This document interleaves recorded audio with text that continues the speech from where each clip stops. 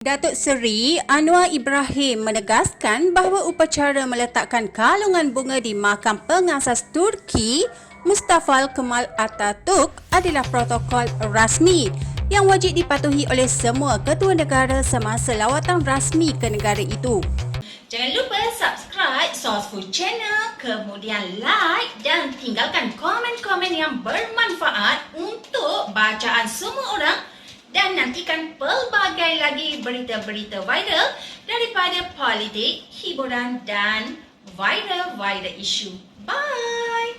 PMX berkata yang upacara berkenaan bukan pilihan peribadi atau cerminan ideologi mana-mana pemimpin. Sebaliknya, sebahagian daripada keperluan diplomatik yang telah lama diamalkan kerajaan Turki.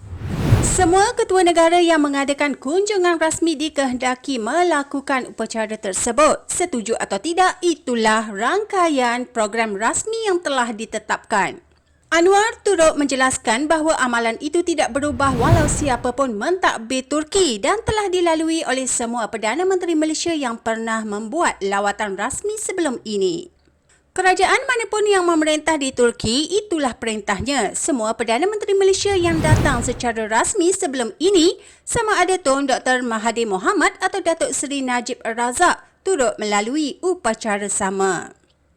Perdana Menteri berkata penghormatan tersebut perlu dilihat dari sudut sejarah perjuangan rakyat Turki, khususnya peranan Mustafa Kemal memimpin penentangan terhadap percubaan kuasa bersekutu selepas Perang Dunia Pertama untuk memecah belahkan wilayah Empayar Uthmaniyah. Tentunya saya juga ada pendapat peribadi yang kuat kerana tak kala dia memimpin dan menguasai, ada beberapa keputusan yang saya rasa tak serasi dengan pandangan saya.